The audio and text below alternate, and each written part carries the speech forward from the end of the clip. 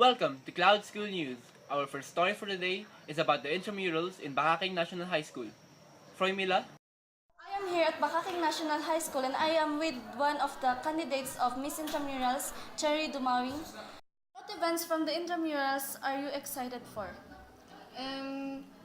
As a candidate, syempre sa Mr. and Miss Intramurals kasi dun ako sasabak and yun. Yun na yun.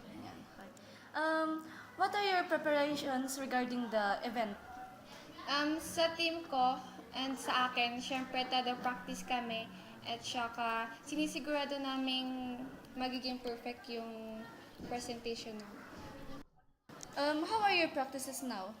So, okay naman yung practice namin. So, pinapakabisado nung captain namin yung mga cheerings, tapos yung actions, minimemorize na rin para maging perfect.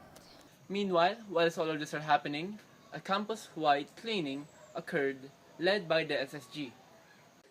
Sabi niya mosquito eh. Wala na, dragon na. Yung mosquito pinalaki ng baygon. And for our second story, we have Angela Manuel covering Congressman Mark Gold's roundtable discussion. Thank you, Denzel. Mark Go had a roundtable discussion with high school and college youth where they expressed their concerns and suggestions to the congressman at the Baguio City Police Station Multipurpose Hall. Okay, last question. Sir, yung concern ko po is about sa K-12 voucher. Sabi nila for grade 11 lang po. So, pwede po bang i-continue or extend yung voucher hanggang sa matapos po kami? Tinulungan niyo po kami sa una. Sana hanggang sa matapos kami del eksperimento po naman po kami. Yung pag-uusapan natin yan, parang madagdagan ng pondo. Kasi para ma-accommodate all of them and ma-accommodate yung grade 12.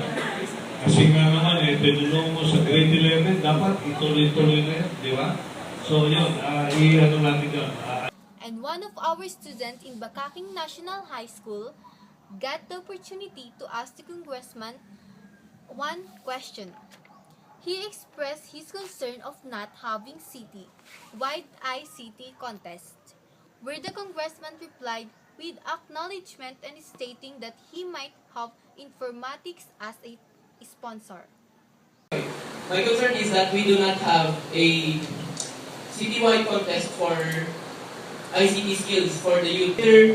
Internet and computers are part of our daily lives now, and young students who are talented and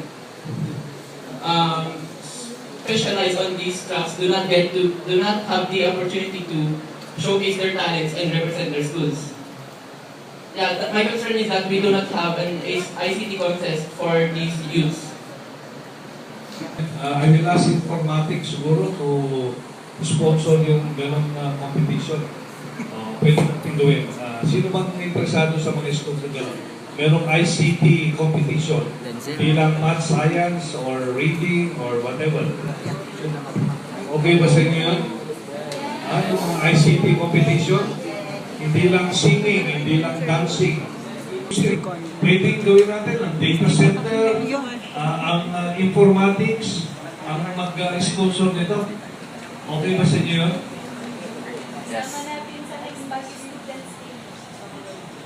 Sasama sa next Baguio Students Day. Yeah, sabi nyo, it's one of the activities, ang Baguio Students Day. Kunin natin ang informatics. I know the president of the company. Pwedeng mag-sponsor.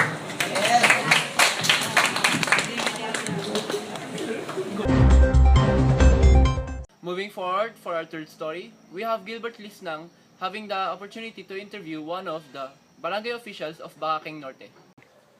Yes, Denzel. I am here to interview one of the barangay officials of Bakaking Norte. Secretary Presi King Iu. Una po, ilan na po ba ang mga naging kaso ng dengue dito sa Bakaking Norte?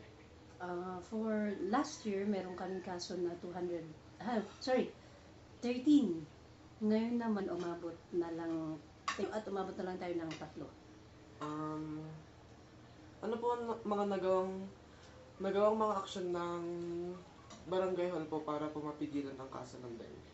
Ang ginawa ng barangay para sa dengue prevention is gumawa kami ng every now and then, monthly kasi na nagkakaroon tayo ng monthly bayanihan dyan sa school. Dyan sa school and dito rin sa mga purok. So lahat ng mga purok leaders, council are required na mag-conduct ng bayanihan monthly. Uplan taob at the same time and bayanihan. Para maalis yung mga pinamumugaran ng mga lamok. Ano po yung mas mataas yung kaso sa mga bata po ba or sa mga matatanda? Usually, ang mga halos na, sa record kasi ng barangay, halos mga bata ang natatamaan ng dengue. Well, aside from that, yung isa pang ginawa ng barangay, naki-coordinate ang barangay sa Department of Health para magkaroon tayo ng misting. Kapag sinabi kasing misting, i-spray yan yung lugar na kung saan may mga kaso ng dengue. Yun is, may i-sprayan yun. Tapos pag na-sprayan yung mga lamok, automatic na mamamatay lang yung mga lamok. Unlike sa fogging, that's why we do not endorse fogging. Kasi kapag fogging, usok kasi yun na paaalisin lang yung mga lamok. So, pwedeng mag-transfer from Purok 7.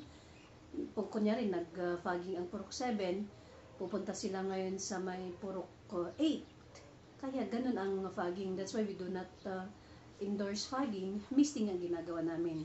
We already had 2 misting last 3 months. 3 months, tapos this month, magkakaroon na naman ng misting this October 12. This week po ba or this month po may mga naging kaso pa rin po ba ng dengue? This week, wala naman. For this month, wala rin. So, tatlo, that is January 2 hanggang September. Moving on now to our feature news. Snapping selfies with your smartphone or camera and posting them to social media may actually boost your mood. According to a new study, the findings show that taking pictures and sharing them can lead to increased positive feelings.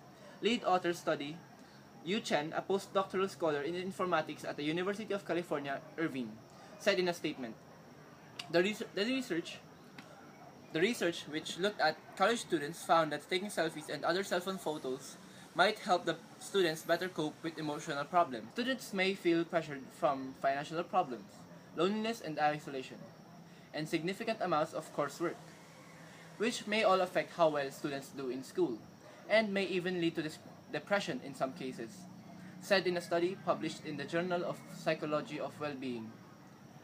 Previous research linked selfies with negative psychological effects. For example, one study published in the Journal of Personality and Individual Differences in 2015 found a link between posting a lot of selfies on social media and being self-centered.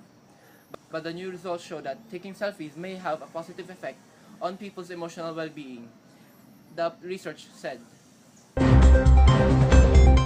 And for our international news, we are covering Foreign Secretary Perfecto Yasay Jr.'s address to the 71st session of the United Nations General Assembly on the 24th of September at the UN headquarters in New York.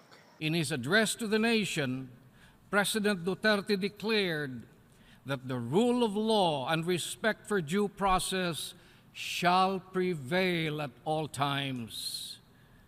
Clearly, we will be guided by established norms and procedures under the law to deliver on the strong mandate given to him by the Filipino electorate.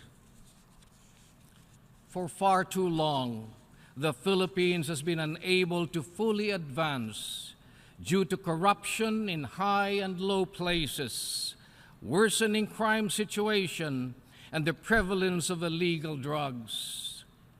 Our people recognize the peril these evils pose to our development and our democracy.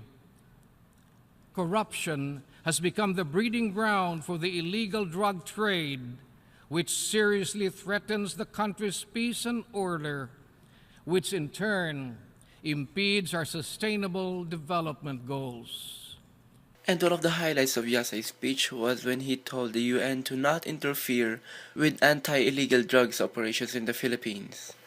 We urge everyone to allow us to deal with our domestic challenges in order to achieve our national goals without undue interference, and to be among the community of nations that can collectively make a universal push to transform the world and improve the quality of life for all of humanity, including the more than 100 million Filipinos.